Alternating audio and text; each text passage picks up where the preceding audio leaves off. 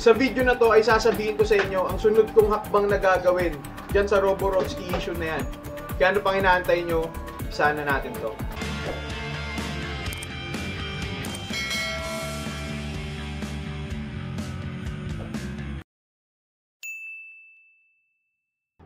So yun nga mga men, nandito tayo sa Hamstery at kagaya ng sabi ko sa inyo kanina, meron akong hakbang na gagawin tungkol dyan sa Roborovski issue na yan na patungkol kay PHA. No? So kung bibisitahin nyo yung page ni Philippine Hamster Addict, makikita nyo doon lahat ng pang-aasar na ginagawa niya sa akin. Magmula dun sa screenshot na kung saan humingi ako sa kanya ng interview para mabisita yung hamstery niya. Yung 50 pesos na GCash, binatikos niya rin yon. Yung word na bumabara ako, binatikos niya din yon. Yung ilong ko, binatikos niya din yon. Yung structure ng katawan ko, binatikos niya rin yon. And yung mga screen recordings ng mga vlog natin dito, para lang gawin niyang bato na pang-asar sa akin, no? And syempre, Kuya J Hamstery tayo. Hindi pwedeng hindi tayo gaganti. Kaya bilang ganti mga men, titigil ko na yung paggawa ng content or ng vlog tungkol dyan sa Roborovski Blue na yan and kay PHA.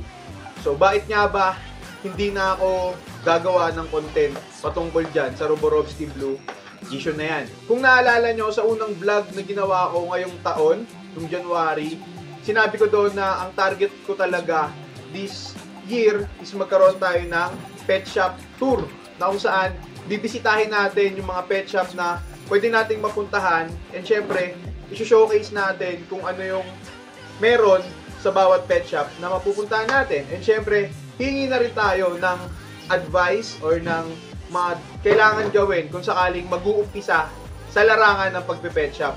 Bakit?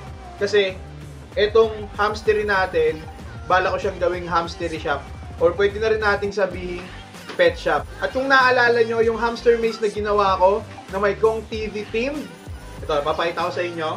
Ito yung first time na dinala ko to dito. And nung dinala ko to kahapon, sinubukan namin nalagyan ng hamster.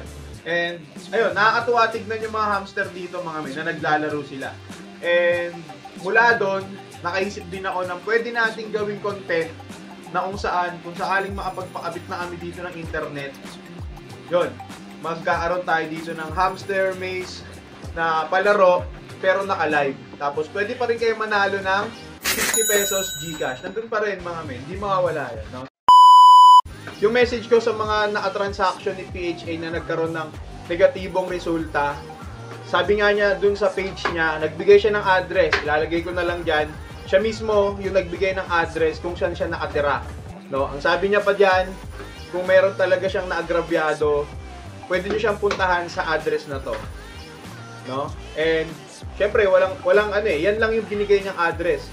Walang specific na lugar, no? And based sa pagre-research ko, taga May Kawayan siya, near Tollgate. So, pwede niyo siyang i-search kung saan ba tong lugar na to sa May Kawayan na malapit sa Tollgate exit. At bilang pagtatapos mga men, ang message ko sa mga nakakapanood ng video na to, kung sakaling magkaroon kayo ng transaction, hindi man sa specific na tao na nabanggit nga natin, mas maging matalino lang kayo, no? Kung kailangan yung magtanong-tanong na kung legit ba to, kung okay ba to sa ganitong presyo, kung makatwiran ba tong presyo niya para dun sa hamster niya. Basta kung may mga tanong kayo, pwede naman kayo magtanong sa akin. Pwede kayo mag-message sa Kuya J FB page. Ayan. No? So, kayo, depende sa inyo. Basta, ang tip ko lang sa inyo is mas maging matalino kayo sa pagkakaroon ng transaction sa mga binibili nyong hamsters, no? So, kahit kanino man yan, no? Mas maging matalino lang kayo and magtanong-tanong kayo. So, ayun nga mga men, hanggang dito na lang muna tong video natin. Ito na yung last video about Roborovski Blue na kinulayan and kay PHA. So, okay na. Kung may mga katanungan kayo, kung anong gusto nyo malaman, kayo nang bahala kasi nasa Facebook naman na lahat yan, no? And kayo na yung bahala na makadiscover. So, ayun nga mga men, maraming salamat sa 12,113 na mga solid mensters natin dyan. Salamat sa panunood. Salamat sa, sa patuloy na pagtangkilik ng mga video natin. Pasensya na kayo kung yung mga video natin ng mga nakaraang araw, linggo is medyo wala sa align, no? Pero kagaya nga ng sabi ko sa inyo, ito na yung last, and ito na rin yung magiging umpisa ng pet shop tour natin, mga men. So ayun nga, hanggang dito na lang muna sa Kuya J Hamstery.